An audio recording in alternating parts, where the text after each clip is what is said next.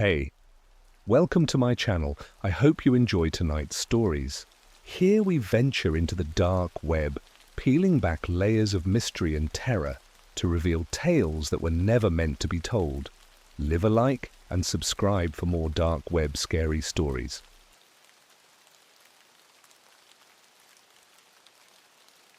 I was hired to guard a research facility in the desert. The dark web claims they're breeding something dangerous. Inside, I didn't plan on ending up in the middle of the desert with a gun strapped to my hip, guarding what I can only describe as a fortress for rich, paranoid scientists. But life has a way of throwing curveballs, especially when you're broke and desperate. It started, as most terrible decisions do, with me scrolling the dark web. Now, before you judge, let me explain. I wasn't there for anything illegal. I'd heard about job boards where companies post off-the-books gigs, security work, data entry, sometimes even janitorial stuff for cash under the table. At the time, I was working 2 dead-end jobs and still barely scraping by. The idea of easy money sounded pretty good. That's when I stumbled upon the listing. It was vague, but something about it hooked me. Seeking night guard for isolated facility, $5,000 per week. Immediate start, discretion required. $5,000 per week. You could have told me I had to babysit a pack of rabid raccoons and I would have applied. The post didn't ask for much either. Basic security experience? I had none, but I've watched enough movies to fake it. Willingness to work nights and no questions asked. That last part should have been my red flag, but like I said, desperation blinds you. I clicked apply and filled out the form. It didn't ask for much beyond my name, age and availability. Within an hour, I got a response. Thank you for your interest. Can you start tomorrow? That was it. No interview, no background check, just an address and a time. I arrived at the facility the next evening, just as the sun was dipping below the horizon. The directions led me far from civilization, miles past the last gas station, and deep into a part of the desert where even GPS gave up. The place looked like a prison.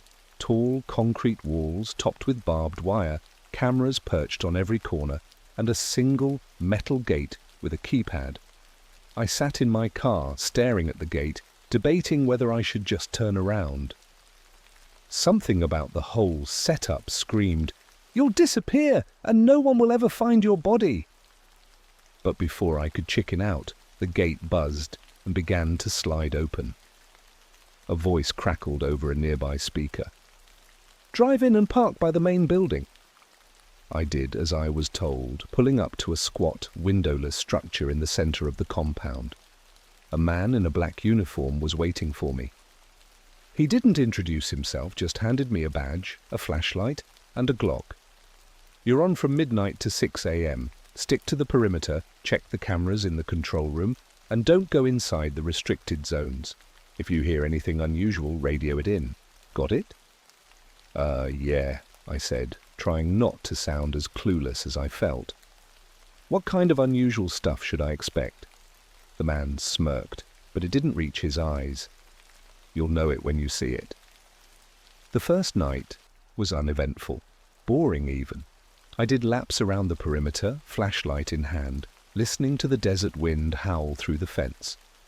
The control room was high-tech, with monitors showing every inch of the compound. Most of the screens were static, but a few showed dimly lit hallways inside the facility. I couldn't see much, just empty corridors and doors labeled with codes like R12 and Q7. By the third lap, I was ready to fall asleep. The only thing keeping me awake was the gnawing feeling that I'd made a mistake taking this job. The place felt wrong, like it wasn't just abandoned, it was waiting for something. Then I spotted the hatch. It was near the back of the compound, partially buried in sand. A heavy metal door with a wheel lock, like something you'd see in a submarine. It wasn't on the map I'd been given, and there were no cameras pointed at it. I probably wouldn't have noticed it if the wind hadn't blown some sand away, revealing the faint outline. I radioed it in, trying to sound casual. "Hey, there's a hatch near the west perimeter. Is that part of the restricted zones?" There was a long pause before the man's voice came through. "Stay away from it." "Got it," I said, already stepping back. The second night is when things started to get weird. Around 2 a.m., I was in the control room, flipping through the camera feeds, when I saw something move. It was quick, just a blur of motion on one of the hallway monitors. I froze, staring at the screen, waiting for it to happen again. Nothing. I rewound the footage, but whatever I'd seen didn't show up on the playback. I was about to chalk it up to my tired eyes playing tricks on me when I heard a noise outside. A low, guttural sound, like a growl mixed with static. My first thought was coyotes, but as I stepped outside to investigate, I realized it was coming from beneath me. From the hatch. I didn't get too close this time. Just shined my flashlight on it and listened. The sound stopped as soon as I got near, leaving an eerie silence that felt worse than the noise. I decided not to radio it in. Something told me whoever was on the other end wouldn't give me a straight answer. When I got back to the control room, one of the hallway cameras was glitching. The static cleared for a moment, and I saw a shadow, a tall, hunched figure, moving slowly down the hall. My stomach dropped.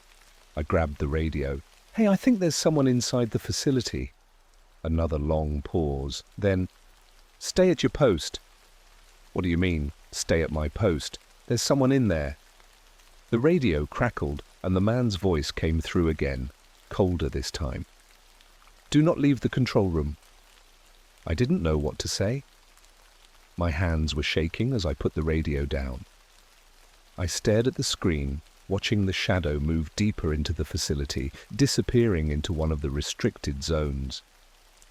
That's when I realized something that made my skin crawl. The figure didn't cast a shadow on the walls. I barely slept after my shift ended that night. By the time the morning guard showed up, I was ready to sprint to my car. But before I left, I asked him something that had been eating at me all night. "You ever see anything weird on the cameras?" The guy, who looked like he'd been doing this job for years, just shrugged. "Define weird." Like shadows or something moving where it shouldn't be. He gave me a tight-lipped smile, the kind that screamed, "Don't ask questions you don't want answers to.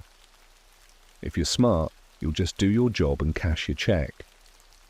This place has a way of chewing up people who get curious. Not exactly the comforting pep talk I was hoping for.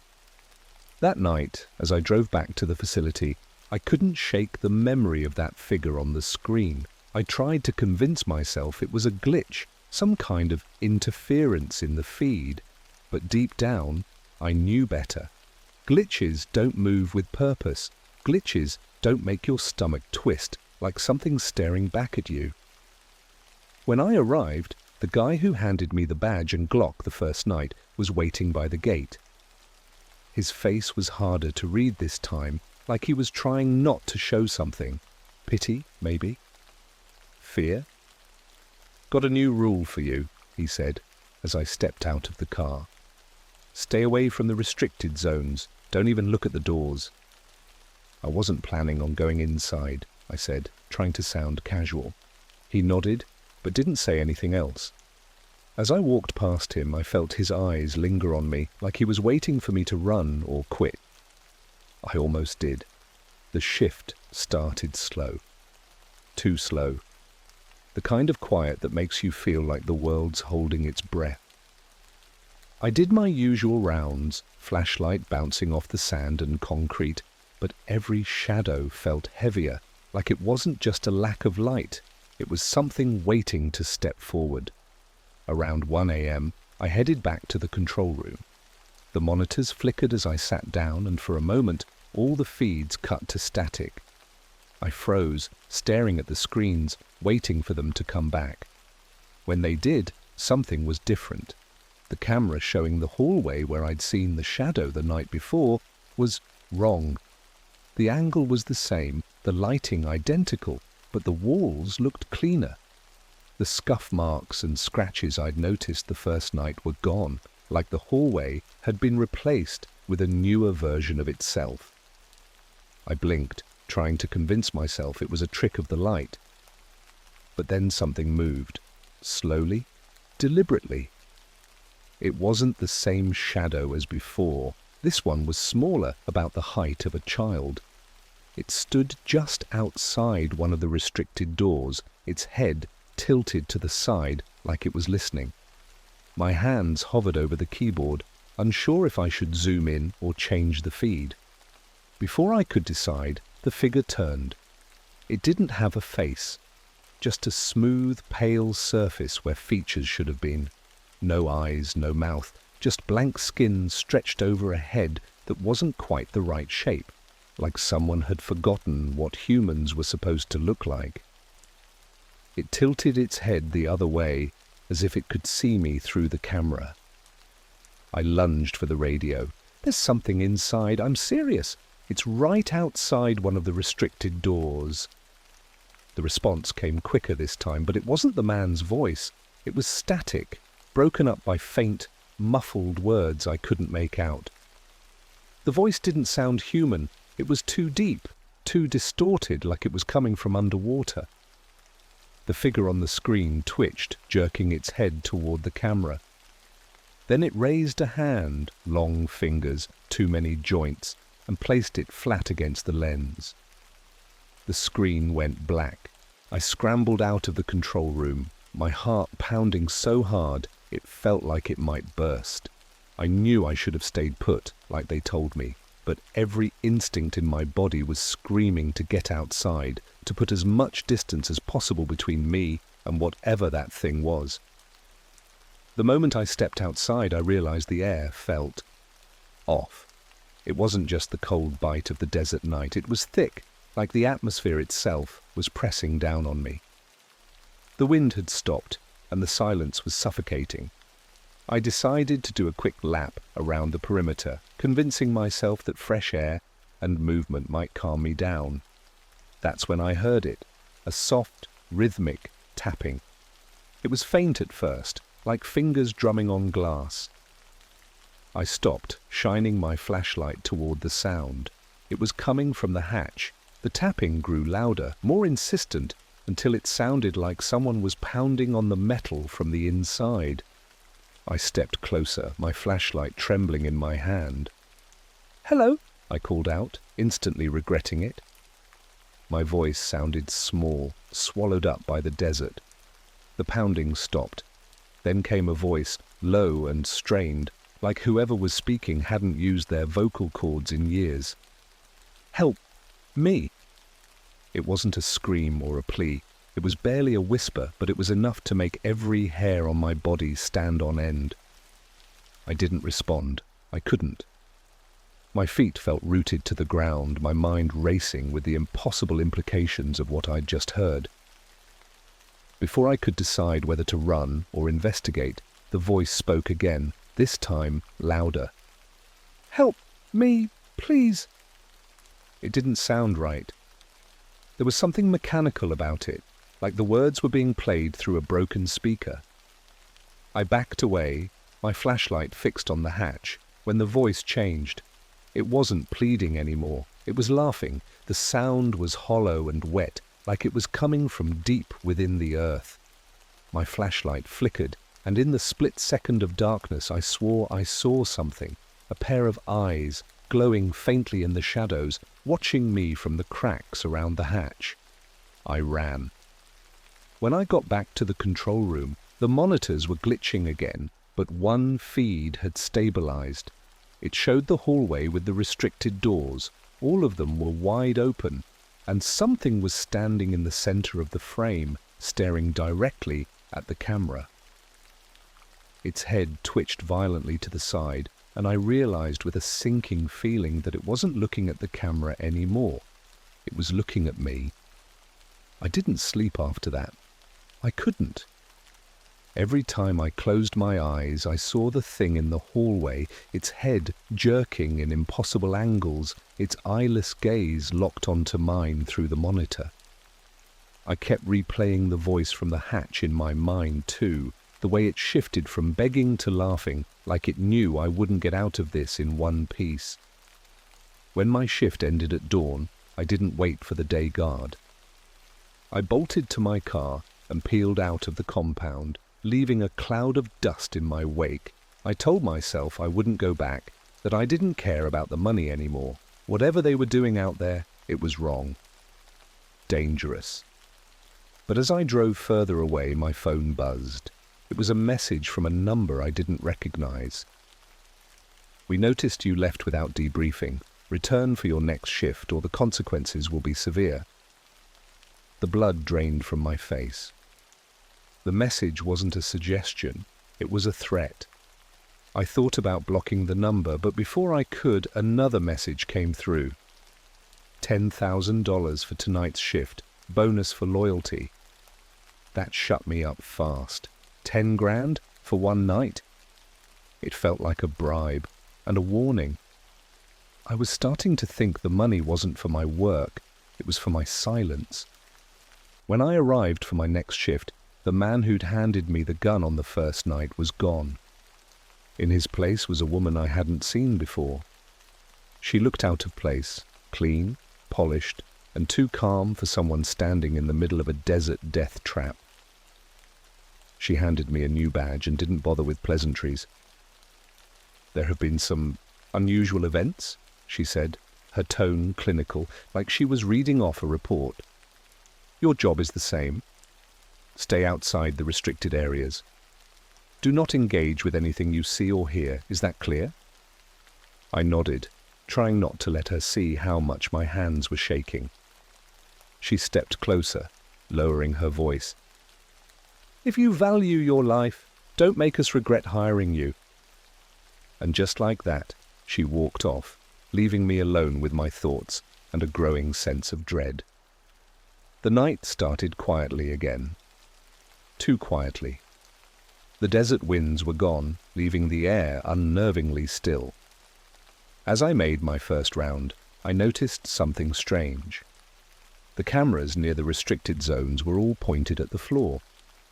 Someone had deliberately adjusted them to block the view of the hallways. It was like they didn't want me to see what was happening in there. Or maybe they didn't want me to be seen. I tried to ignore it, focusing on the perimeter. But halfway through my second lap, I heard it again, the tapping. This time, it wasn't coming from the hatch. It was coming from the fence line, just beyond the floodlights. Tap, tap, tap. I turned, shining my flashlight toward the sound. Nothing, just sand and the empty stretch of desert. But the tapping continued, growing louder and more erratic, like a child drumming their fingers on a table in frustration. I moved closer to the fence, the light from my flashlight cutting through the dark. That's when I saw it. A figure crouched just outside the fence line, its body twisted like it had been dropped from a great height and left to rot. It was digging into the sand with long, skeletal fingers, clawing at the ground as if trying to bury itself. Its head snapped up when the light hit it, and I froze. Its face, or what should have been its face, was an empty void, just like the figure I'd seen on the cameras. No eyes, no mouth, just smooth, pale skin stretched tight over an inhuman skull. It didn't move, neither did I. For a moment we just stared at each other, or rather, it stared at me with nothingness. Then it did something that made my stomach twist into knots. It smiled, not with a mouth. There was no mouth, but I swear, I felt the smile crawl across my skin like cold fingers. My body reacted before my brain could catch up, and I stumbled backward, tripping over my own feet as I scrambled to put distance between me and the fence. When I looked up again, it was gone. I ran back to the control room, my chest heaving with panic. The cameras were still pointed at the floor, but the monitors were flickering again. This time, I didn't try to adjust them. I didn't want to see what might be on the other side. That's when the radio crackled. "You left the fence line," a voice said, but it wasn't the man or the woman. It wasn't anyone I recognized. It was deep, distorted, and wrong, like two people speaking at once, one in a language I couldn't understand. I grabbed the radio, my hands trembling. "Who is this?" Silence. Then a low hum filled the room, vibrating through the floor and into my chest. The lights flickered, and the hum grew louder, more guttural, like a living thing trying to claw its way into my ears. I covered my head, squeezing my eyes shut as the sound threatened to split me open. And just as suddenly as it started, it stopped. When I opened my eyes, the monitors were back to normal. The cameras outside the restricted zones were working again, showing the same empty hallways and deserted compound. But one of the feeds had changed. The hatch. It was open. The voice came through the radio again, low and mechanical. "You shouldn't have looked." I dropped the radio and bolted for the door. But the moment I stepped outside, I knew I'd made a mistake. The air was heavy, thicker than it had been before, and the ground beneath my feet felt wrong, soft, like I was walking on something that wasn't sand. I turned back toward the hatch. I don't know why. Maybe I thought I could close it, or maybe I just needed to know if the thing I'd seen earlier was still inside. But when I reached the edge of the hatch, I realized it wasn't a door to a basement or a tunnel. It was deeper than that. A spiral staircase descended into the earth, vanishing into darkness. And from below, I heard something moving, something breathing. The air shifted, and the faint smell of decay wafted up from the darkness.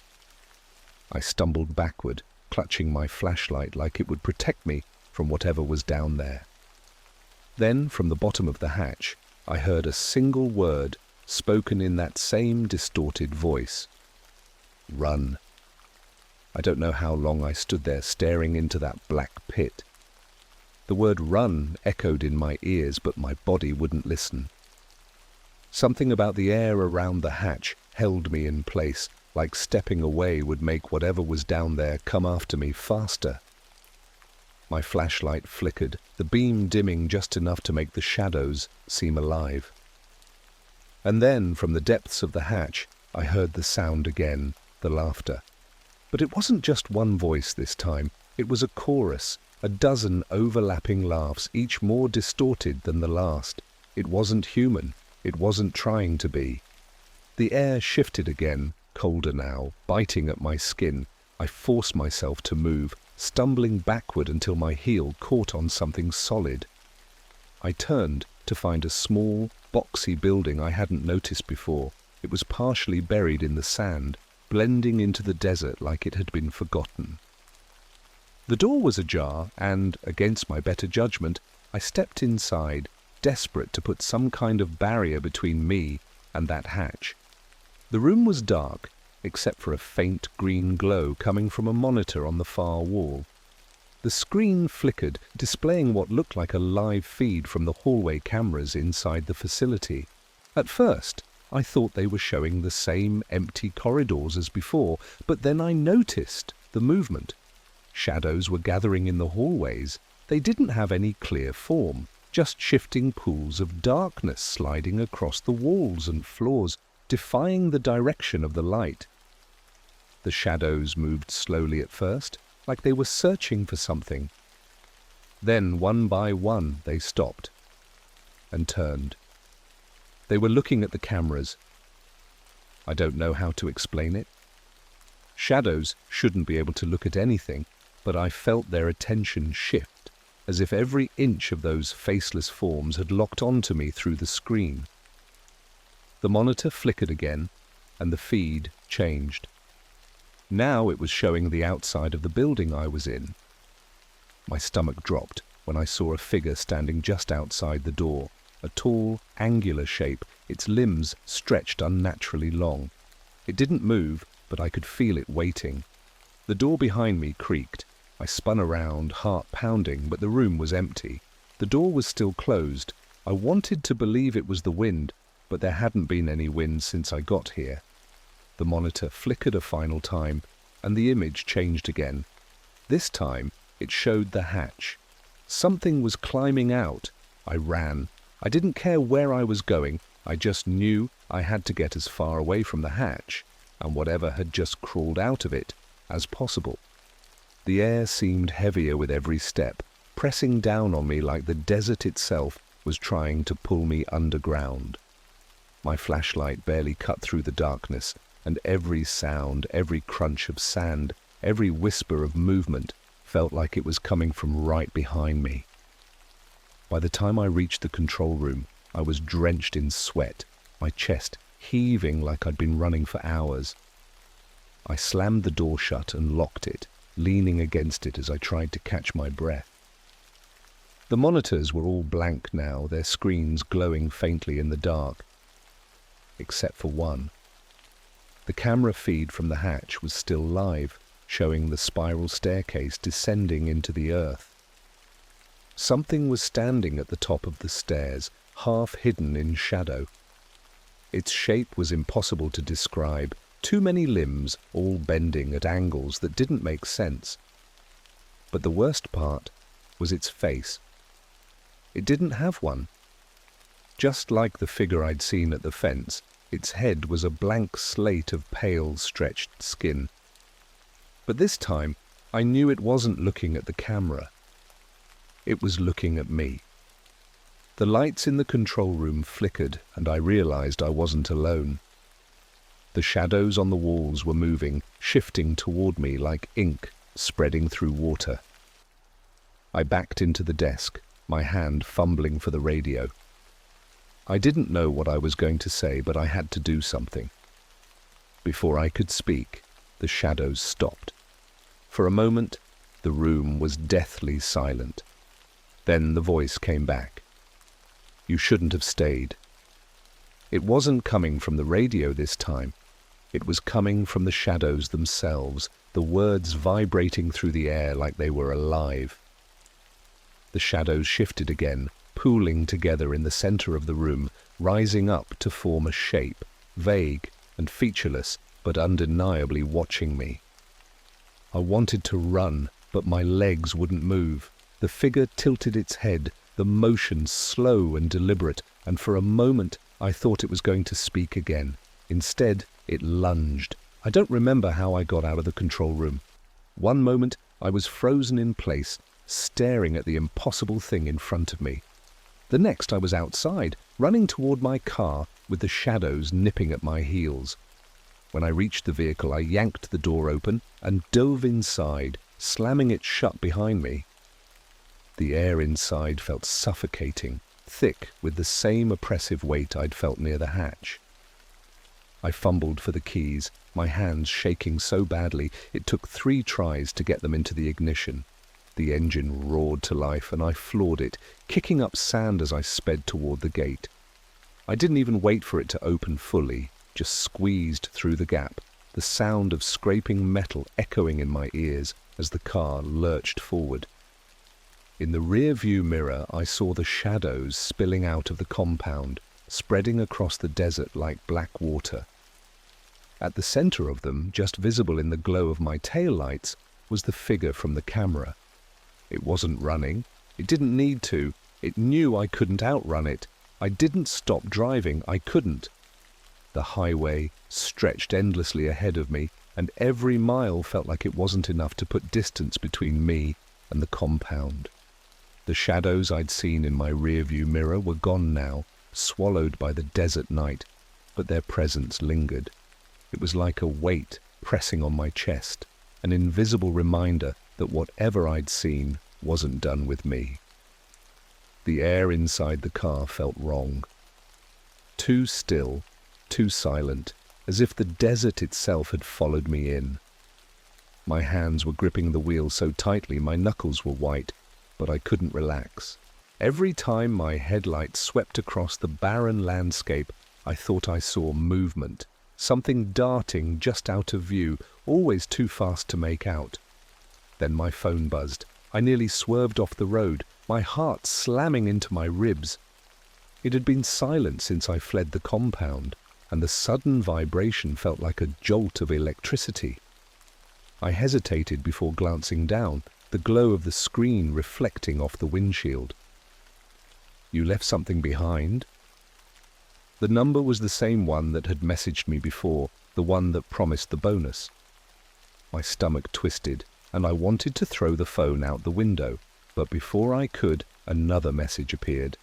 "Check your back seat." My blood turned to ice. I didn't want to look.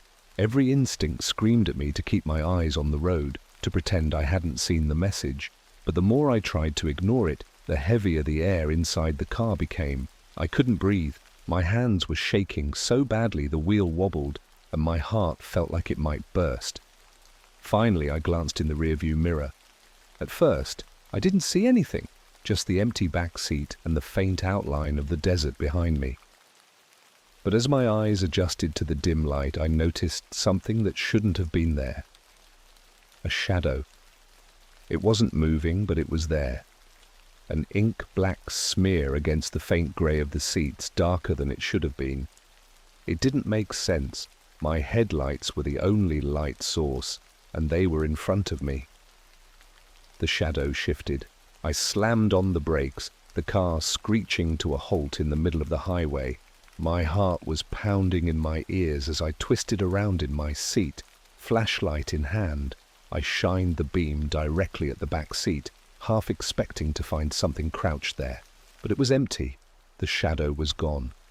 I sat there for a long time, my breathing ragged as I tried to convince myself I was imagining things. The desert was silent around me, the only sound the faint hum of the engine. I wanted to believe it was over, that I'd escaped whatever horrors were hiding in that compound.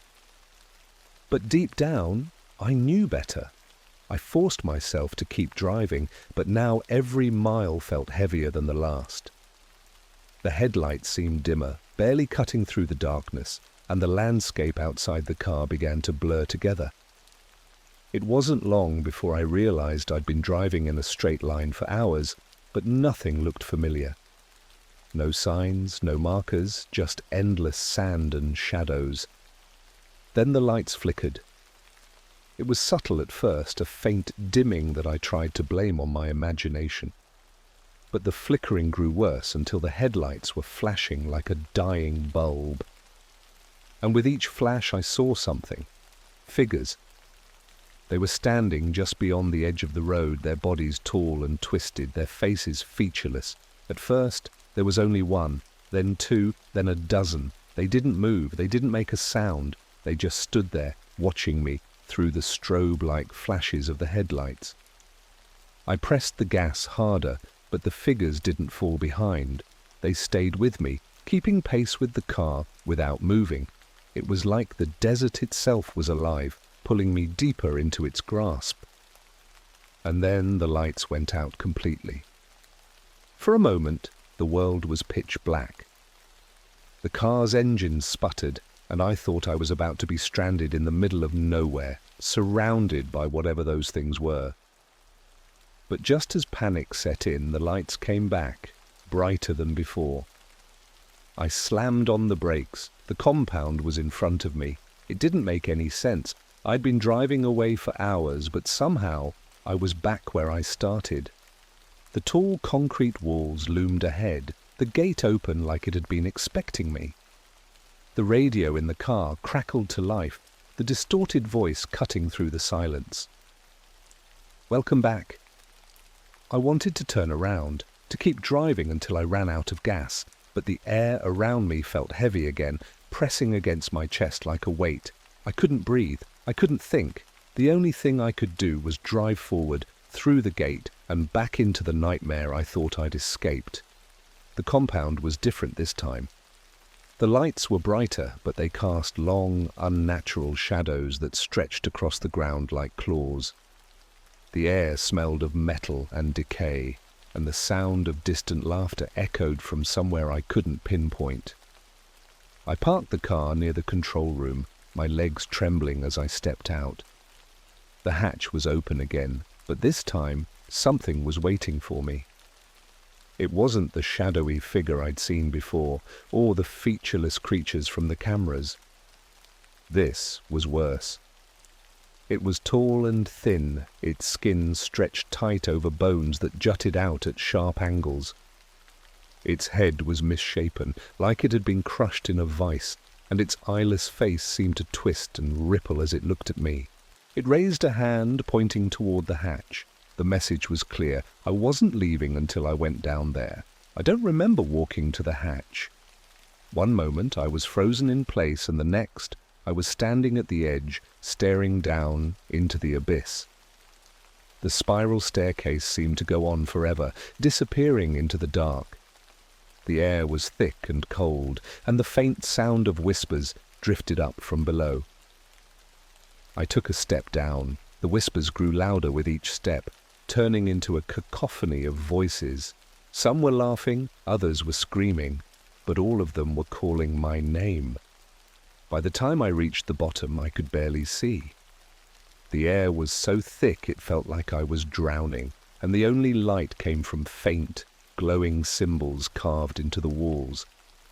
They pulsed softly like a heartbeat, casting eerie shadows that moved even when I stood still. In the center of the room was something I can only describe as a cage. It was massive, made of black metal that seemed to absorb the light, and inside was something. I couldn't see it clearly, but I could feel its presence, immense and ancient, something that shouldn't exist in this world. The whispers stopped, replaced by a low, guttural growl, and then it spoke. "You're too late." The air exploded around me, and everything went black. I woke up in my car, parked on the side of the highway.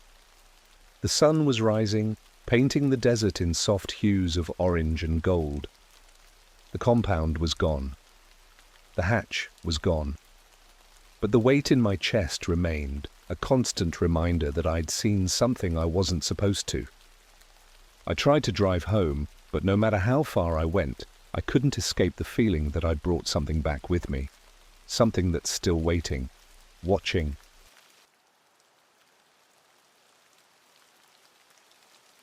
I was hired to clean up a government facility after a containment breach. The thing that escaped is in my house. All right, let me preface this by saying I'm not the type to post stuff like this. I'm just a regular guy who made a series of terrible decisions that led me here. But I have to tell someone, because if I don't, I think I'll lose my mind, or worse. So, about a month ago, I was scrolling through job postings online. Times have been tough, bills were piling up, and I was desperate for anything that paid halfway decently. That's when I saw it. Urgent, cleaning crew. Needed for government facility. $3,000 per day, no experience required. Must sign NDA, $3,000 a day, no experience required. It sounded too good to be true, but I figured, what the hell? I clicked on the ad and filled out the barebones application, name, contact info, and a question about whether I had any health issues. Within an hour, I got a call from a guy named Mr. Gray. His voice was calm, almost soothing, but there was something about it that felt off. Like he was too calm, if that makes sense. He didn't waste time with pleasantries. "You applied for the position. Are you available to start immediately?" Yeah, I said, trying not to sound too eager. "Good. Bring a change of clothes you don't care about and be at this address by 9 p.m. tonight. Someone will meet you at the gate. And remember, don't tell anyone where you're going or why." I probably should have hung up right there. But $3,000 a day, I wasn't going to pass that up. When I pulled up to the address, I knew this wasn't your average cleaning job. It was an unmarked building in the middle of nowhere, surrounded by a tall chain-link fence topped with barbed wire. A guard in a black uniform waved me in without saying a word, and I parked in a lot filled with plain white vans. Inside, I was greeted by Mr. Gray himself, a tall, thin man in a suit that looked like it cost more than my car. His face was forgettable, almost like it had been designed to blend in anywhere. "We don't have time for small talk," he said, handing me a jumpsuit and a pair of thick rubber gloves. "You'll be cleaning up after a containment breach. Everything you see, hear, and do tonight is classified. Understand?" I nodded, my stomach twisting into knots. "Good. Follow me." He led me down a series of stark white hallways, each one lit by harsh fluorescent lights that buzzed just enough to be annoying. We passed a few other workers, most of them wearing the same jumpsuit as me, their faces pale and drawn. None of them made eye contact. Eventually, we stopped in front of a steel door with a keypad. Mr. Gray punched in a code and the door slid open with a low hiss. The smell hit me first, like a mix of chemicals and something rotten. I gagged, pulling my shirt over my nose, but it didn't help much. Inside, the room was a mess. Broken glass, shattered equipment, and dark stains that I didn't want to think about were everywhere. "What happened here?" I asked, my voice cracking. Mr. Gray didn't answer. Instead, he handed me a mop and a bucket filled with some kind of thick, green liquid. "Your job is to clean up. Don't touch anything you don't have to, and if you see anything unusual, report it immediately." "Unusual? Like what?" "You'll know," he said, his expression unreadable. Then he left, the door sliding shut behind him. I got to work, trying to ignore the uneasy feeling creeping up my spine. The stains on the floor were sticky and smelled metallic, like blood mixed with something else. As I scrubbed, I noticed scratch marks along the walls, long, deep grooves like something with claws had been trying to escape. I told myself it was just an animal. Maybe a lab experiment gone wrong. That made sense, right? This was probably one of those secret government labs where they test weird stuff like genetically modified rats or something. But then I found the footprints. They weren't human, they were too big, and had this weird, almost reptilian shape with 3 long toes and deep impressions like whatever made them was heavy. They led from the broken glass to the door I'd come through. I froze, my heart hammering in my chest. If the thing that made those tracks got out, where was it now? I tried to shake it off and focus on cleaning, but the room was starting to get to me. The shadows felt wrong, like they were shifting when I wasn't looking. And the sounds, soft scratches, faint whispers, were just loud enough to make me question if I was hearing things. After what felt like hours, I finished cleaning and radioed Mr. Gray. He showed up a few minutes later, his face as impassive as ever. "Good work," he said. "You're free to go for the night. Same time tomorrow." As I was leaving, I couldn't resist asking, what was in there? The thing that escaped? His lips pressed into a thin line. That's classified. When I got home, I couldn't shake the feeling that something was wrong. My house felt different. The air was heavier, and every little noise made me jump. I locked all the doors and windows, telling myself I was just being paranoid. But then around 2 a.m., I heard it. A low, guttural growl coming from the hallway outside my bedroom. I grabbed my phone and turned on the flashlight, my hand shaking so badly I almost dropped it. The hallway was empty, but the growling continued, louder now, coming from the kitchen. And that's when I saw them. The same reptilian footprints smeared across my floor.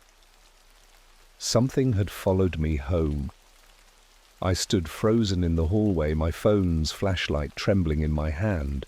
My brain was racing, trying to come up with a logical explanation. Maybe I tracked something in from the job, a chemical, a stain I didn't notice. But the footprints weren't random smudges. They had the same clawed, reptilian shape I'd seen in that lab. And they were fresh. The growling stopped, replaced by an eerie silence. That's when I realized just how quiet my house had become. No hum from the fridge, no distant cars passing by, not even the creak of the floorboards under my weight. It was like the world had pressed pause, leaving me stranded in this moment of suffocating stillness. My heart felt like it was trying to punch its way out of my chest, but I forced myself to move. Slowly, I crept toward the kitchen, my footsteps barely making a sound. The flashlight beam swept across the room, illuminating the countertops, the sink, the table. Everything was in its usual place. Then I saw it. Near the back door, just barely within the light's reach, was a smear of something dark and oily on the floor. The footprints led straight to it. I crouched down, trying to get a closer look, and immediately regretted it. The smell hit me like a punch to the face, sour, metallic, and faintly sulfuric, like burnt hair mixed with rotting meat. My stomach turned, and I had to clamp a hand over my mouth to keep from gagging.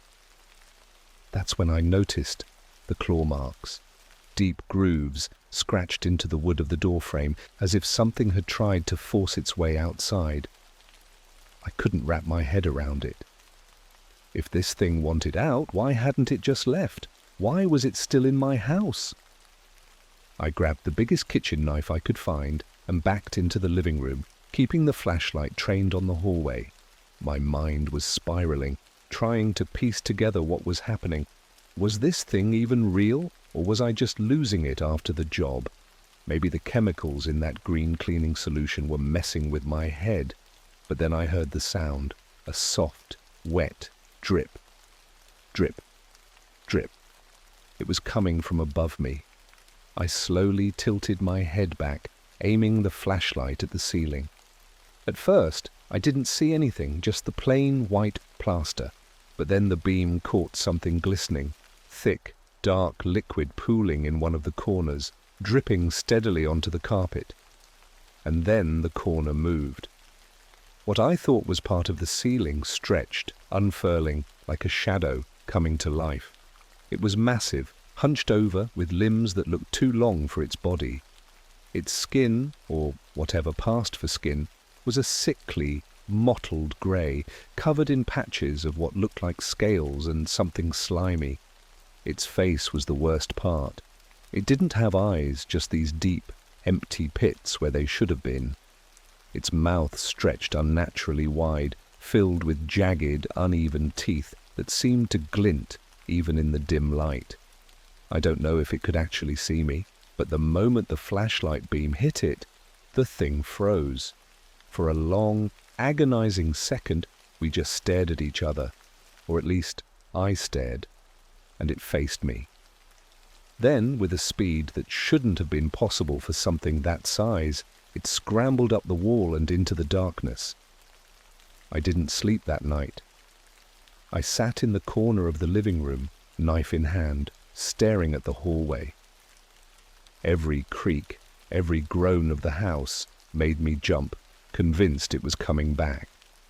By the time the sun rose, I was a wreck, sweaty, exhausted, and still clutching the knife like my life depended on it.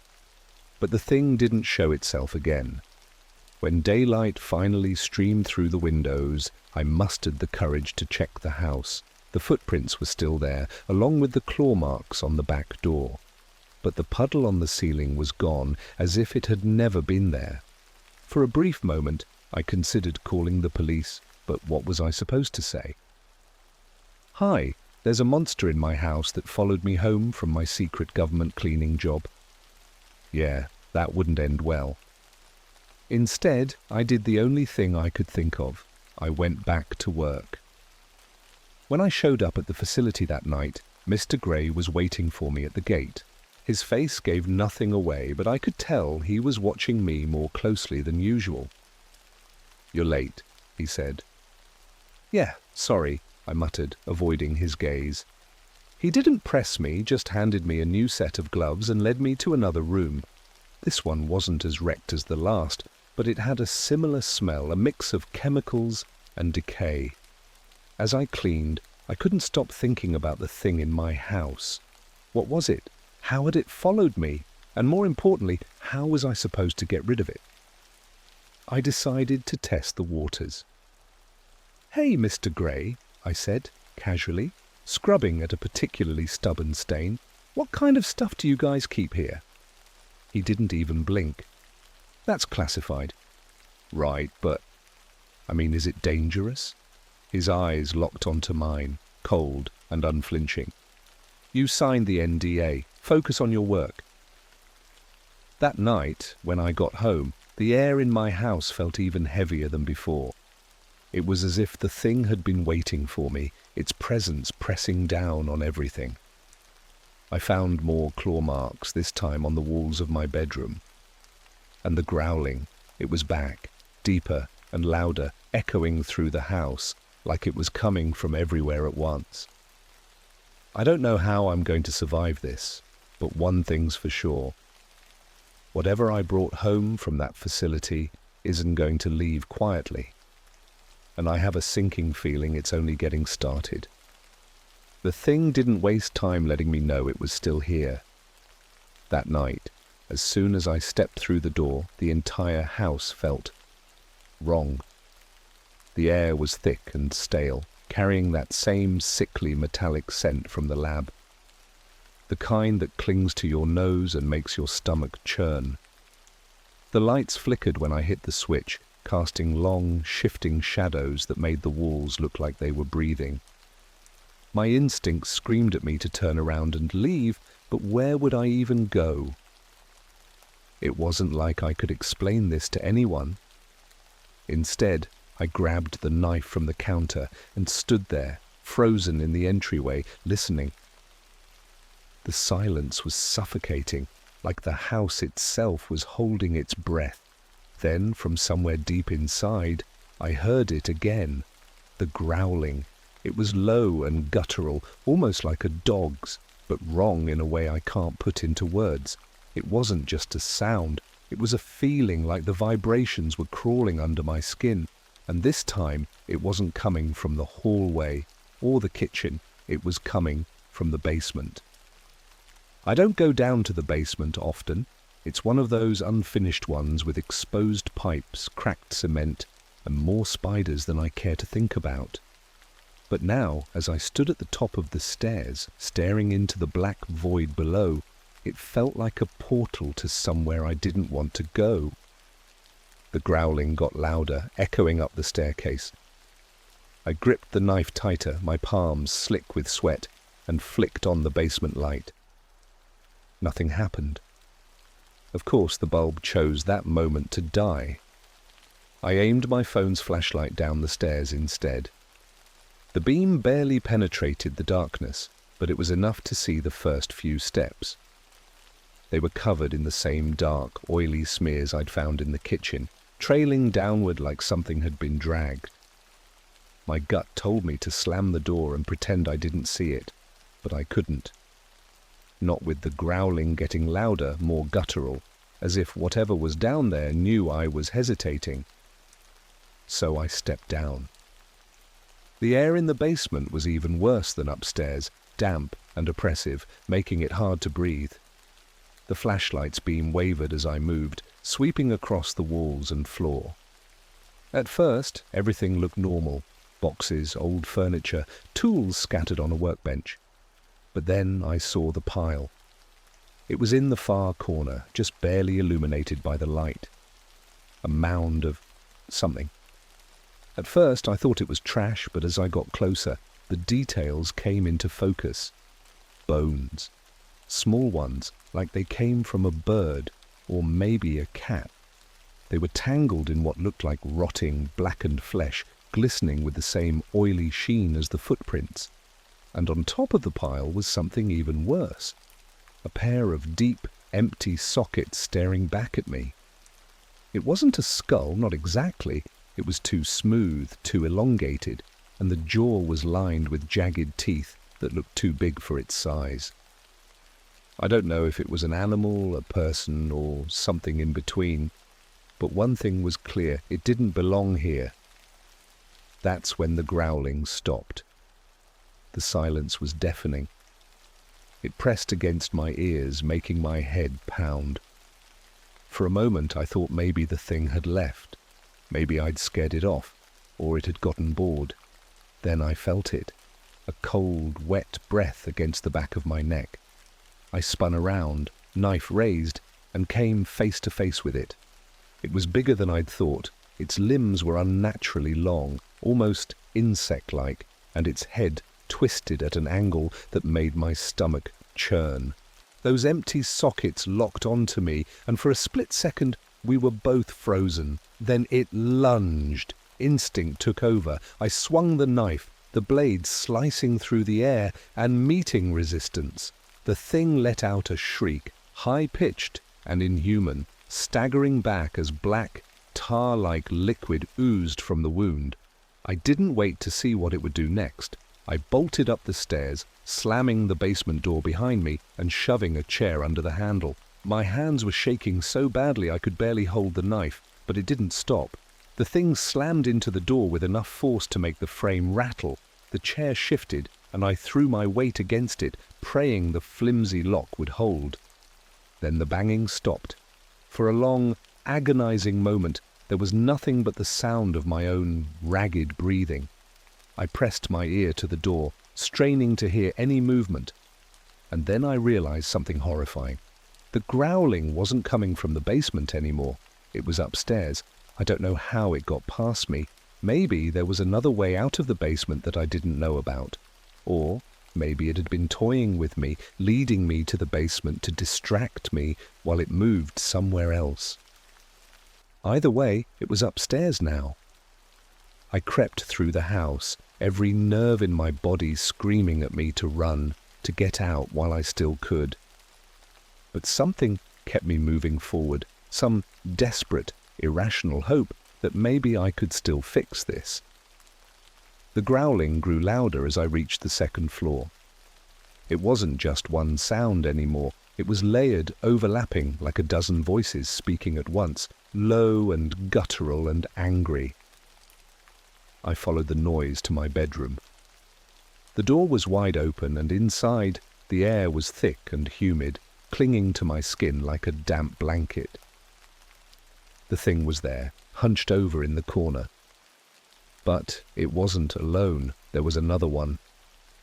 This one was smaller, its movements more erratic, like it didn't quite know how to use its limbs yet. They were huddled together, the larger one crouching protectively over the smaller, its head snapping toward me the moment I stepped into the room.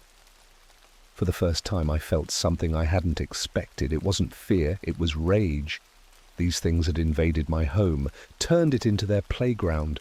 I didn't care if they were from some secret lab or some nightmare dimension. This was my house, and I wasn't going to let them take it from me. I raised the knife and stepped forward, ready to fight. Standing there, staring at the two creatures in my bedroom, I realized how ridiculous I must have looked. A sweaty guy in pajama pants clutching a kitchen knife, facing off against monsters that looked like they'd crawled straight out of someone's worst nightmare. But I wasn't thinking about how it looked. All I could think about was survival. The larger one crouched lower, its limbs splayed unnaturally wide, as if ready to pounce. The smaller one jittered and twitched like a glitching puppet, its movements sharp and unnatural, like it wasn't used to its body yet. I tightened my grip on the knife, every muscle in my body coiled like a spring. "Get out!" I growled, my voice shaking, but firm. The larger creature tilted its head as if it was trying to understand me. Then it let out a low, guttural snarl that vibrated through my chest. That was all the warning I got before it lunged. I barely had time to dodge. Its claws raked the air where my head had been, slamming into the doorframe instead. Wood splintered under the force, and I stumbled back, swinging the knife blindly. The blade connected with its arm, slicing deep into the grey, scaly flesh. Black, tar-like blood sprayed out, sizzling where it hit the floor. The creature shrieked, a high-pitched, ear-splitting sound that made me feel like my skull was splitting open. The smaller one darted toward me, moving in a jerky, almost spider-like way, It was faster than the larger one, its movements erratic and unpredictable. I kicked out, catching it in the chest and sending it sprawling backward. For a moment I thought I had the upper hand. Then the larger one swung its arm, hitting me like a freight train. I hit the wall hard, the impact knocking the wind out of me. My vision blurred, and I felt the knife slip from my grasp. The thing loomed over me, its eyeless face inches from mine. Its breath was rancid, hot and foul, carrying that same metallic stench that had been haunting me since the lab. I reached out blindly, my hand brushing against something on the floor. The knife. I grabbed it and drove it upward with all the strength I could muster. The blade sank into its chest, right where its heart should have been, if it even had a heart. The creature let out another shriek, staggering back, its limbs flailing wildly. I scrambled to my feet, blood pounding in my ears. The smaller one was back on its feet now, hissing and twitching like it was about to attack again. I didn't wait for it to make the first move. I charged, slamming the door shut behind me as I bolted down the stairs. The house felt like a maze, every shadow twisting and shifting as I ran. I needed a plan. Fighting them wasn't going to work. Not for long, anyway. I needed to get them out of the house. But how? I skidded to a stop in the living room, my mind racing. Then I remembered the green cleaning solution from the lab. Mr. Gray had warned me not to touch it, which meant it had to be dangerous, probably more dangerous than the knife I was holding. The bucket was still in my car, sitting in the trunk where I'd forgotten about it after the first night. If I could get to it, maybe I'd stand a chance. The growling started again, louder this time, echoing through the house like it was coming from everywhere at once. I bolted for the front door, my heart hammering so hard it felt like it was about to burst. The moment I stepped outside, the air felt lighter, almost like I'd broken free from the suffocating grip of whatever those things were. I sprinted to the car, yanked the trunk open, and grabbed the bucket. The liquid inside sloshed as I ran back toward the house, the smell stinging my nose even from a distance. It smelled worse now, like it had been festering in the heat all day. The moment I stepped back inside, the growling stopped. The house was eerily quiet, the kind of quiet that makes your skin crawl. I crept through the living room, the bucket in one hand and the knife in the other, listening for any sign of movement. Then I heard it, a faint, wet, clicking sound coming from the kitchen. I turned the corner and froze. The larger creature was there, crouched on the counter like some kind of grotesque gargoyle. Its chest was still oozing black liquid from where I'd stabbed it, but it didn't seem to care. The smaller one was on the floor, scuttling toward me with its limbs skittering against the tile. I didn't give them a chance to attack. I hurled the bucket at the larger one, the green liquid splashing across its body. The reaction was immediate. The creature let out an inhuman scream as its flesh started to bubble and melt. The green liquid hissed and steamed, eating through its scales like acid. The smaller one backed away, shrieking and twitching like it could feel the pain too. I didn't stop to watch. I grabbed the bucket, scooped up what was left of the liquid, and threw it at the smaller one. It convulsed as the liquid hit, its body contorting in ways that made my stomach churn. The larger creature tried to move toward me, but it was slowing down, its limbs collapsing under its own weight. The smaller one twitched once, twice, and then went still. I stood there, panting, watching as the green liquid ate away at their bodies, until there was nothing left but a puddle of black sludge. For the first time in days, the house was silent. I wanted to believe it was over, that I'd won, but as I stood there, staring at the mess on my kitchen floor, a sinking feeling settled in my gut. This wasn't the end. Whatever these things were, wherever they'd come from, I knew there were more, and I knew they weren't done with me yet. The silence in the house felt unnatural. Not peaceful, but heavy, like the air had been sucked out of the room and replaced with something oppressive. I stared at the puddle of black sludge in the kitchen, watching, as it slowly bubbled and hissed, the remnants of whatever those things were dissolving into nothing. For a moment, I let myself breathe. I told myself it was over, that I'd finally gotten rid of them. But deep down, I knew better. The house didn't feel empty. I grabbed a rag and started wiping the sweat off my face, my mind racing. If those creatures were gone, why did I still feel like I was being watched? I didn't have to wait long for the answer. As I started to clean up the mess, the lights flickered again. Not the sporadic flicker of a dying bulb, but a steady, rhythmic pulse, like the house itself was trying to get my attention. And then I heard it, a faint, almost imperceptible hum. It was low and constant, coming from somewhere deep within the house. I followed it, every nerve in my body screaming for me to stop. But something about the sound pulled me forward, down the hallway, past the claw-marked walls, and into the basement door. The chair I'd jammed under the handle was still there, but the door itself was cracked open, just enough to let the hum slip through. I hadn't opened it. I hesitated, my hand hovering over the doorknob. The air seeping out from the basement was colder than before, and it carried that same metallic stench that made my stomach churn. I gripped the knife tighter, my knuckles turning white, and pushed the door open. The basement was pitch black. The flashlight on my phone barely cut through the darkness, its beam illuminating the stairs and the first few feet of the floor. The hum grew louder as I descended, vibrating through my chest. It wasn't just a sound anymore, it was a presence, something alive and watching. When I reached the bottom, the beam of light caught something new. A doorway. It hadn't been there before. The doorway was carved into the far wall, the edges rough and jagged, as if it had been clawed out of the cement. The hum was coming from inside, louder now, almost deafening. I stepped closer, my breath coming in shallow gasps. The air grew colder with every step, and I could feel it pressing against my skin, like the doorway was exhaling.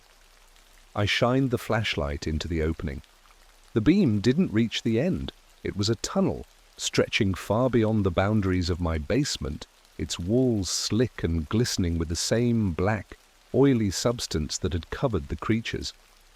The hum stopped, and then from deep within the tunnel, something moved. I stumbled back, the knife shaking in my hand. The movement wasn't fast or jerky like the smaller creature. It was slow and deliberate, as if whatever was down there knew I was watching. And then it stepped into the light. It wasn't like the others. It was taller, its limbs impossibly long, its body almost human, but stretched. Its skin wasn't grey like the others, but a deep, inky black, absorbing the light instead of reflecting it. Its face, or what should have been its face, was a smooth, featureless void. No eyes, no mouth, just an empty expanse of darkness that seemed to ripple and shift as it moved. It didn't lunge at me or growl. It just stood there, its head tilted as if it was studying me. And then it spoke. The voice didn't come from the creature itself. It came from everywhere, echoing off the walls, low and distorted like a recording played in reverse. "You shouldn't have taken the job." My knees almost buckled. What are you?" I stammered, my voice barely above a whisper. It didn't answer, but the shadows around it began to move, creeping along the walls and floor, reaching toward me like living things. Panic set in. I stumbled back up the stairs, slamming the basement door shut and throwing every lock I could find. My heart was racing and my vision blurred with tears. But even as I stood there, clutching the knife and gasping for air, I knew it wasn't enough. The lights flickered again, this time throughout the whole house. The hum was back, louder now, vibrating through the walls, the floors, my skull. And then the voice returned. "You brought us here." My blood ran cold. I thought back to the lab, to the strange cleaning solution, the claw marks, the footprints. Whatever this was, it wasn't an accident. It wasn't a random monster that had followed me home. I'd been chosen.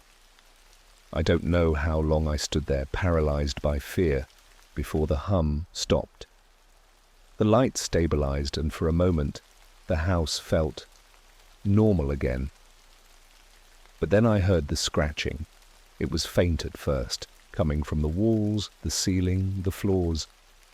Dozens of claws scratching in unison like they were trying to burrow into the house, or maybe out of it. I backed into the living room, every instinct screaming at me to run. But where would I go? The walls began to bulge, dark shapes pressing against them from the inside. Shadows spilled out from every corner, pooling on the floor, twisting and writhing like smoke given form. And then, all at once, they stopped. The house fell silent. The walls stopped moving, the light steadied, and the shadows receded. For a moment I thought maybe it was over. Then I heard the voice again, soft and almost amused. "You belong to us now." I don't remember much after that. Just darkness. When I woke up, the house was empty. No footprints, no claw marks, no sludge. It was like nothing had ever happened, but I can still feel them. Watching, waiting. And sometimes, late at night, when the house is quiet, I hear the hum again. I know they're still here, and I know they're not done with me yet.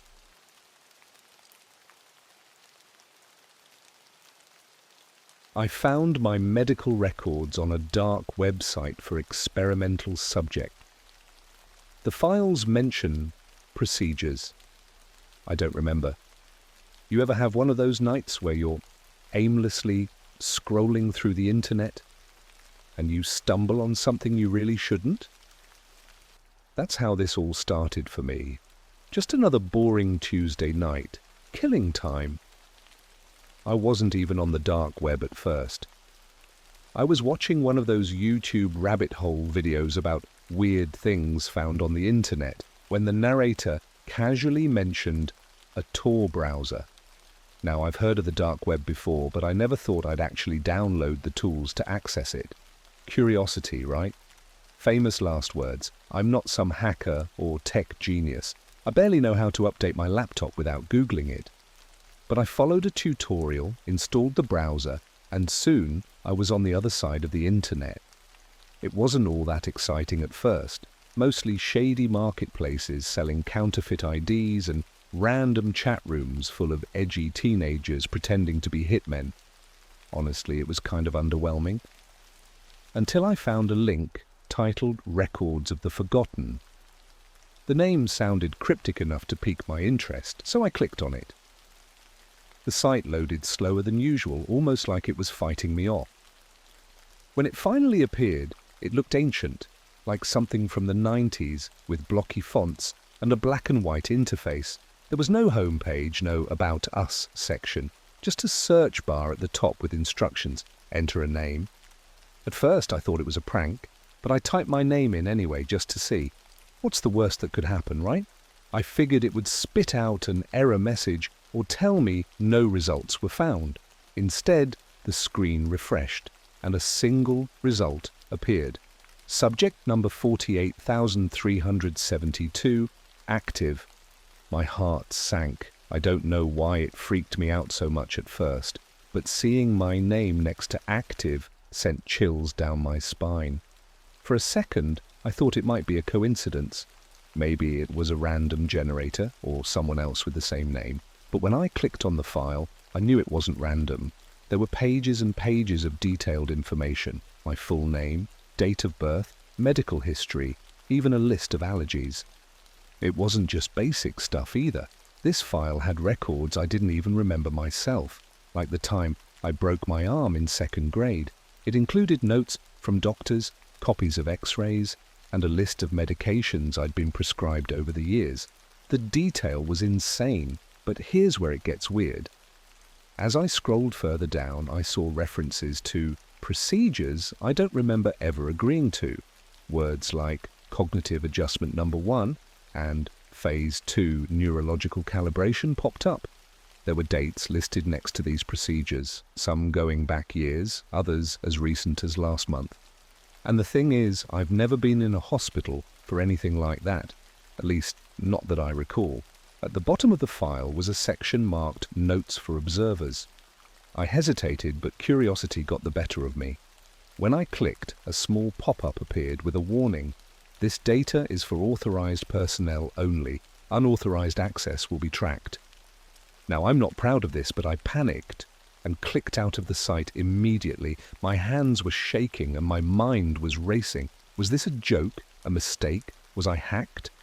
It felt too specific to be random, but I couldn't wrap my head around how they had so much personal information on me, or why. I couldn't sleep that night. Every time I closed my eyes, I pictured the word active next to my name. What did it mean? Active for what? And those procedures, what were they? I didn't know what to do, so the next morning I did the stupidest thing possible. I went back. This time I tried a different approach. I didn't just search my name, I searched the term subject number 48,372 to see if it led me to anything else.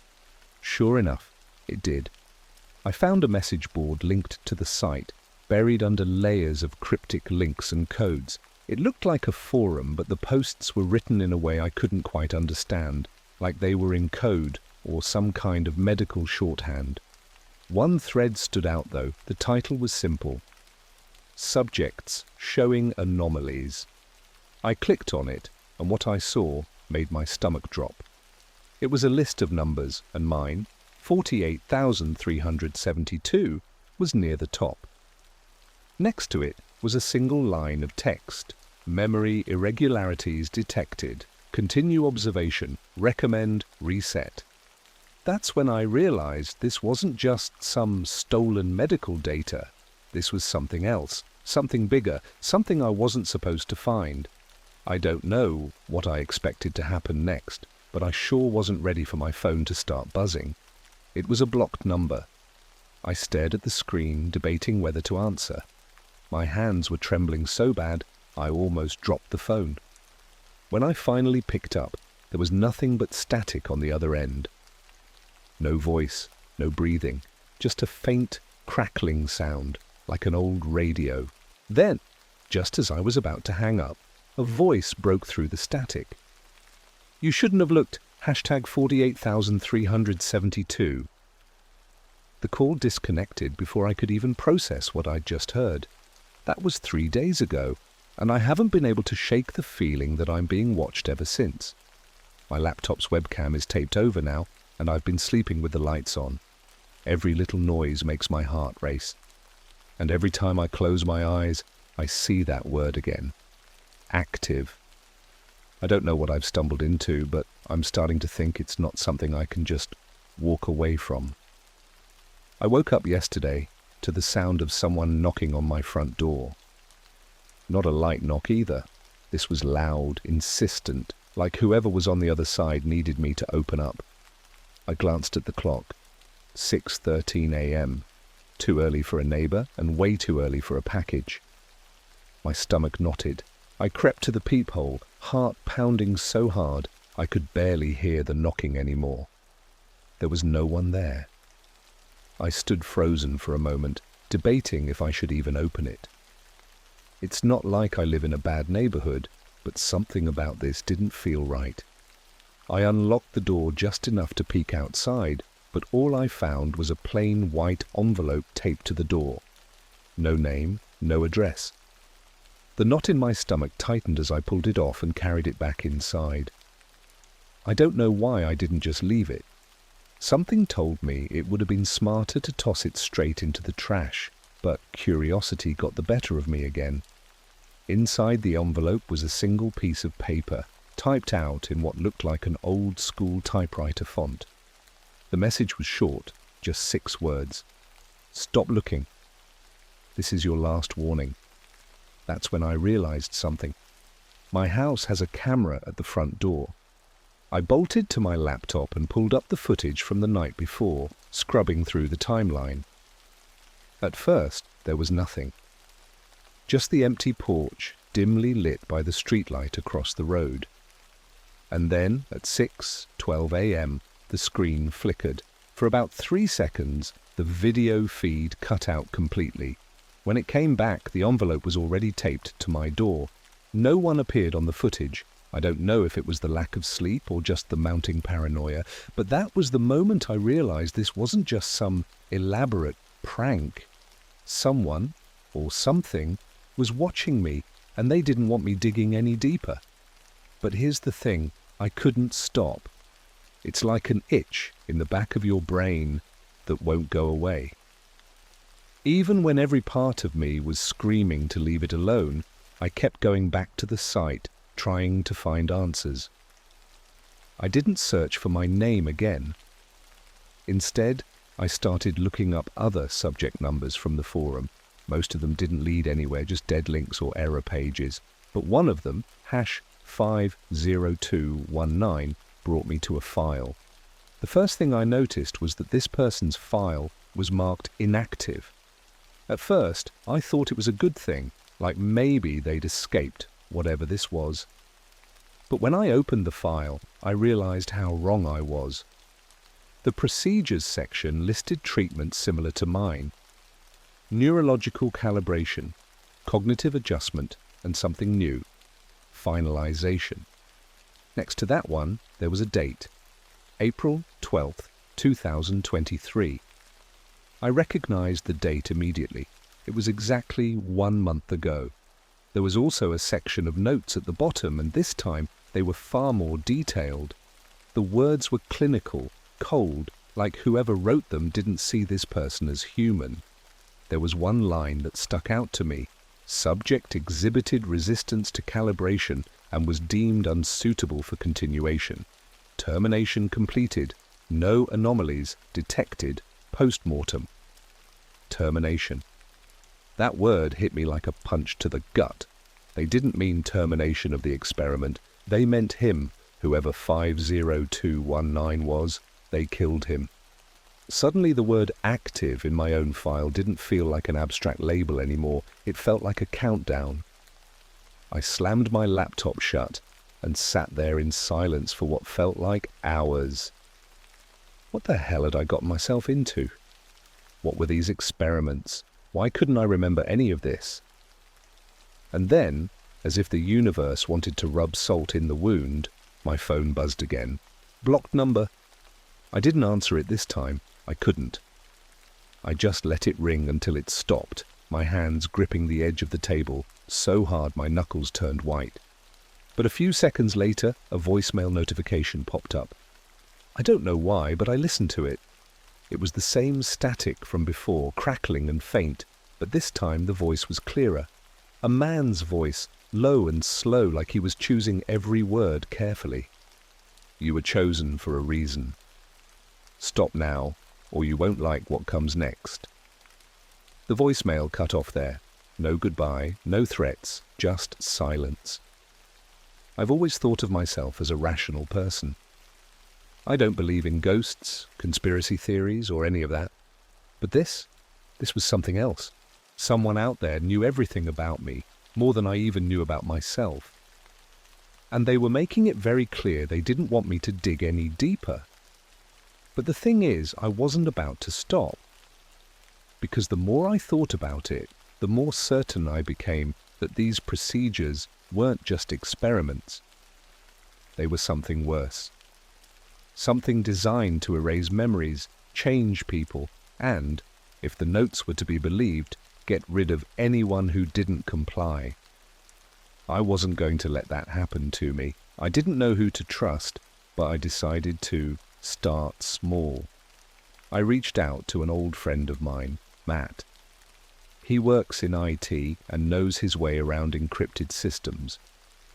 If anyone could help me figure out where this site was coming from, it was him. When I called him, I tried to keep my voice steady, but he could tell something was off. I didn't tell him everything, just that I'd found some personal information on a shady website and needed help tracking it down. He agreed to come over the next day to take a look at my laptop, but Matt never showed up. When Matt didn't show up, I figured he'd overslept or gotten tied up at work. He wasn't the most punctual guy, so I didn't think too much of it at first. I shot him a text. "Hey man, everything okay? Thought you were coming over." An hour passed. Nothing. Then another. By the time it hit noon, I started to feel that familiar knot in my stomach again. I called him, and it went straight to voicemail. Something felt wrong. I decided to swing by his place. Matt lived about 20 minutes away, so I grabbed my keys and tried to convince myself I was just being paranoid. But when I pulled up to his building, the uneasy feeling hit me like a freight train. His car wasn't in the driveway, and the blinds in his windows were drawn shut. I knocked on the door, then rang the bell. No answer.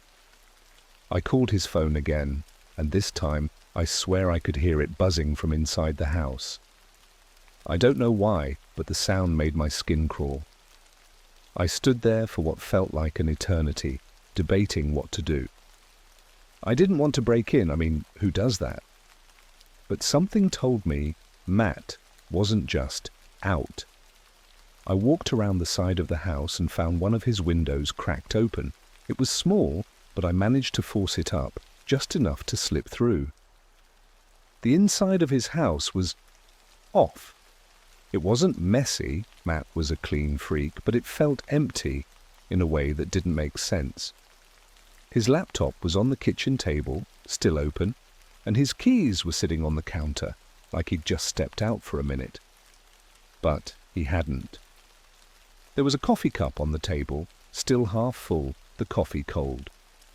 And on the screen of his laptop was a chat window, frozen mid-conversation. The last message was sent from him, time-stamped at 5:47 a.m. "Are you sure you want to do this? This stuff is dangerous." The reply was from someone with the username Observer39. It simply said, "He's been flagged. You shouldn't interfere." That was it. The conversation ended there. I sat down, my head spinning. Matt had clearly been talking about me. He must have looked into the site before coming over, and now he was... what? Missing? Taken? A noise snapped me out of my thoughts. It came from the back of the house, a faint creak, like a floorboard bending under someone's weight. I froze. "Matt!" I called out, but my voice cracked. No answer. I grabbed the nearest thing I could find, a heavy ceramic mug, and crept toward the hallway. The house was eerily silent, except for the faint hum of the refrigerator in the kitchen. When I reached Matt's bedroom, the door was slightly ajar. I pushed it open with the mug, my heart hammering so hard I could hear it in my ears. The room was empty, but the window was wide open, the curtains fluttering in the breeze. I ran to the window and looked out, but there was no one there. Just the quiet, empty street. That's when I noticed it. There was something scratched into the windowsill, like someone had taken a knife or a key and carved it into the wood. 3 words. "Leave him alone." My stomach dropped. Whoever had left that message wasn't talking to me. They were talking to Matt. I climbed out of the window and bolted to my car, my hands shaking so bad I could barely get the key in the ignition. I didn't know what else to do, so I went home. I spent the rest of the day pacing, waiting for Matt to call or text or show up, but he never did. By midnight, I knew something terrible had happened to him. That night, I started hearing noises in my own house. At first, it was just little things, a floorboard creaking, the faint sound of a door clicking shut. But then it got louder. At around 2 a.m., I was lying in bed, staring at the ceiling, when I heard a distinct, deliberate knock on my bedroom door. I shot upright, my breath catching in my throat. "Who's there?" I whispered, barely able to get the words out. No response. I grabbed my phone and turned on the flashlight, shining it toward the door. The light caught something on the floor, a piece of paper, slid halfway under the doorframe. I didn't want to pick it up, but I couldn't ignore it either. My hands were trembling as I unfolded it. The same typewriter-style font stared back at me. The message read, "He's gone. You're next." I didn't sleep that night. The next morning, I called the police to report Matt missing. I didn't mention the dark web, or the file, or the message. I just said I hadn't heard from him and was worried. They took my statement but didn't seem overly concerned. "Adults go off the grid all the time," the officer said. "Call us if you hear from him." I didn't know what to do. I was terrified, paranoid, and completely alone. Every time I tried to go back to the site for answers, the page wouldn't load. It was like it had vanished, like whoever ran it had pulled the plug. But I knew better. It wasn't gone, it was hiding. That night, I got another call from a blocked number. I didn't answer, but this time they left a voicemail. The same static, the same low, deliberate voice. "You've been flagged, number 48, 1372. Compliance is no longer an option." That's when I realized this wasn't about curiosity anymore. This was about survival, and I was running out of time. I woke up to the sound of my phone buzzing. Not a call this time, a notification. Groggily, I reached for it, expecting some spam email or a weather update. But it wasn't either of those. It was a single photo sent from an unknown number. It was Matt. Or rather, it looked like Matt. He was sitting in a dimly lit room, his head slumped forward, his hands tied behind his back. There was a strange mark on his neck, a circular red scar that looked like it had been burned into his skin. His face was pale, lifeless, but his eyes were open, staring at the camera like he could see me. Below the photo was a short caption. "Last chance, hashtag 48,372. I stared at the screen for what felt like forever. My brain couldn't process what I was seeing. Was Matt still alive? Was this some kind of warning? I texted back, my hands trembling.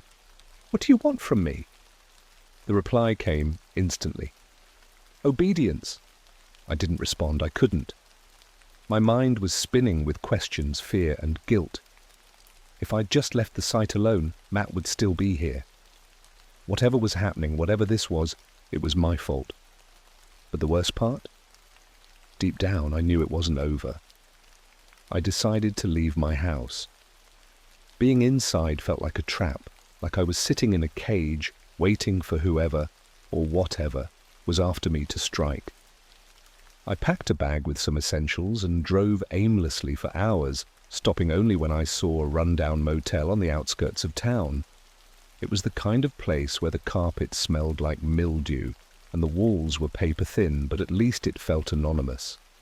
I paid in cash, using a fake name, and locked the door behind me. That night I sat on the edge of the bed, staring at my laptop. I didn't want to open it. I didn't want to know what else was out there. But the curiosity, the need for answers, was eating me alive. I booted it up and tried accessing the site again. For the first time in days, it loaded. The layout was the same, black background, blocky font, but this time the search bar was gone. Instead, there was a single line of text on the screen. "Welcome back, number 48, 1372. My stomach churned. Before I could process what was happening, the screen flickered and a new page appeared. It was my file, but it looked different now, updated. The procedures section had been expanded, and a new entry was listed at the bottom. Phase 3, extraction pending. My throat tightened. What the hell did that mean? I scrolled down to the notes, hoping for some kind of explanation, but the language was more cryptic than ever. Words like compliance failure, cognitive stabilization, and extraction site readiness were scattered throughout. And then I saw it. At the very bottom of the file was an address. My address. Next to it was a timestamp, 2 a.m. I glanced at the clock on the motel wall. 1:43 a.m. My heart felt like it was going to burst out of my chest. They weren't just watching me, they were coming for me. I didn't have a plan. I grabbed my bag, my laptop, and my phone and bolted out of the room. My car was parked just outside and I threw everything into the passenger seat before speeding off into the night. I didn't know where I was going, just away. Away from the address, away from the timestamp, away from the nightmare my life had become. The roads were empty, the streetlights casting long, eerie shadows across the pavement. I kept checking my rearview mirror, half expecting to see a car tailing me, but there was nothing. And then my phone buzzed again. This time, it wasn't a photo or a message. It was a live video feed. I hesitated, my fingers hovering over the screen before finally tapping it. The video showed my motel room. The camera was shaky, like whoever was holding it was moving, but the image was clear. The bed was still unmade and the bathroom light was on, just as I'd left it. And then the camera panned to the window. For a split second, I saw my own reflection in the glass, sitting in my car, staring at my phone. I slammed on the brakes, my car screeching to a stop in the middle of the road. My hands were shaking so badly I could barely hold the phone. When I looked up, there was a figure standing in the middle of the road. They were tall, dressed in black from head to toe, with their face obscured by some kind of mask. They didn't move, didn't react to my headlights. They just stood there, staring at me. I threw the car into reverse, my tires squealing as I backed away, but when I looked forward again, the figure was gone. The road was empty. I drove until sunrise, my nerves frayed and my mind racing with possibilities. I didn't stop until I reached a diner on the edge of a small town, the kind of place where no one asks questions. I sat in a booth, nursing a cup of coffee and trying to make sense of everything. That's when I noticed my laptop was on. I don't remember opening it, but the screen was lit up, and there was a single message displayed in the center. You can't run, number 48372. I slammed the laptop shut, my breath coming in short, shallow gasps. My hands were shaking again, but this time it wasn't just fear, it was rage. Whoever these people were, they'd taken Matt. They'd made my life a living hell. And now they were hunting me like some kind of lab rat. But I wasn't going to let them win, not without a fight. The diner was quiet, the kind of eerie silence that wraps around you and makes every tiny noise feel too loud. The waitress behind the counter glanced at me once, maybe twice, but didn't say anything. I must have looked insane, sweaty, disheveled, and clutching my coffee like it was the only thing tethering me to reality. I couldn't shake the feeling that someone was watching me. Every time the door jingled, my heart jumped, but it was just regular people. Truckers, travelers, locals. Still, I couldn't relax. The message on my laptop kept playing on repeat in my mind. You can't run, number 48,372. I didn't touch the laptop again. Instead, I pulled out my phone and started looking for answers. I searched for anyone else who might have experienced something like this, but the results were a dead end. No forums, no blogs, no news stories. It was like I was the only person in the world dealing with this nightmare. And then my phone buzzed, not a text this time. A notification. It was from a tracking app I didn't recognize. The logo was a red circle with a black dot in the center, and the alert read, "You're here." My stomach dropped. I didn't remember installing the app, and when I opened it, the screen showed a map of my exact location, the diner, marked with a pulsing red dot. Before I could react, the screen flickered and the map zoomed out. A second red dot appeared about a mile away, moving slowly toward my location. I didn't have time to think. I grabbed my stuff, threw some cash on the table, and bolted out the door. My car was parked around the side, and as I ran toward it, I felt the weight of eyes on me. Not just paranoia, real, piercing eyes. I didn't look back. I drove aimlessly, my knuckles white on the steering wheel. The map on my phone kept updating, showing the second dot inching closer no matter how far I went. It didn't make sense. I'd been driving in circles, doubling back, taking random turns, but whoever, or whatever, was following me seemed to know exactly where I was going. Finally, I stopped in the middle of nowhere. Just an empty stretch of road surrounded by trees. I turned off the car and sat there, staring at the phone. The red dot was almost on top of mine now, but I couldn't see anyone around. I opened the door and stepped out into the cool night air, my breath visible in the glow of the headlights. The silence was deafening. No cars, no wind, no crickets, just the low hum of the engine cooling down. "Who's there?" I shouted into the darkness, my voice echoing back at me. Nothing. And then I heard it. Footsteps. Slow, deliberate, crunching on the gravel behind me. I spun around, my phone shaking in my hand, and there he was, the same figure from the road, dressed in black, his face hidden behind that eerie, featureless mask. He was holding something, a long, thin rod with a faint blue light pulsing at the tip. "Stay back!" I yelled, but my voice cracked. He didn't stop. I backed up toward the car, fumbling for the door handle, but before I could get inside, the device in his hand started to hum. The sound was low at first, like a distant engine, but it grew louder, sharper, until it felt like my skull was vibrating. I dropped to my knees, clutching my head, as pain shot through my temples. My vision blurred, and for a moment I thought I was going to pass out. And then it stopped. When I opened my eyes, he was standing right in front of me.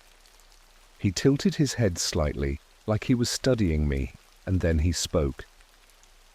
"You should have complied." The voice was distorted, robotic, but there was a coldness to it that felt disturbingly human.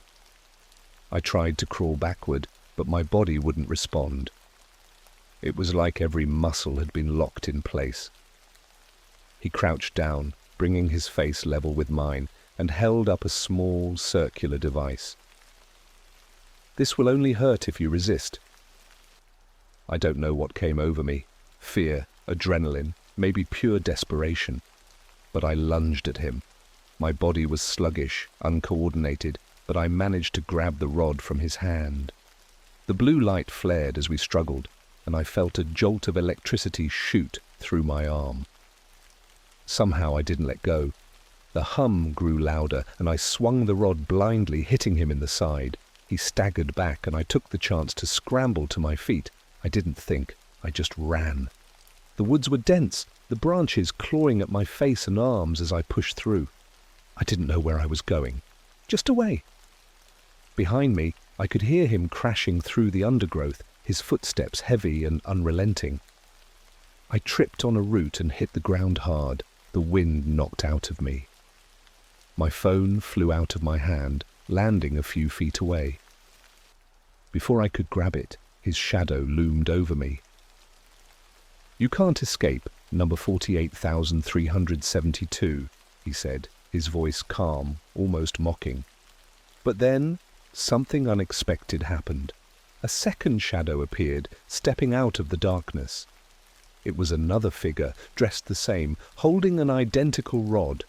For a moment, I thought they were working together, until the second figure turned on the first. The hum of the rod filled the air again, and the blue light flared as the second figure struck. The first one collapsed to the ground, convulsing for a moment before going still. The second figure turned to me, their mask hiding any expression. They extended a hand. "You've been flagged for extraction," they said, "but I'm giving you a choice." I didn't understand.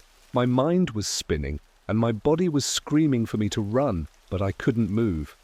"Leave this life behind," they continued, their voice softer now. "Erase your file, disappear, or stay and face what's coming." I stared at them, trying to process what they were saying. "What happens if I stay?" I managed to croak. Their silence was answer enough. I don't remember much after that. The next thing I knew, I was waking up in a motel miles away from the one I'd been in before. My car was parked outside, my bag sitting neatly on the bed. But my laptop was gone. I checked my phone, but the app was gone too. There was no trace of the site, the files, or the messages. It was like none of it had ever happened. Except it did. And now, every time I look over my shoulder, I wonder if they're still watching. Wonder if I really disappeared. Or if this is just the calm before the storm. Because deep down, I know this isn't over. Not yet.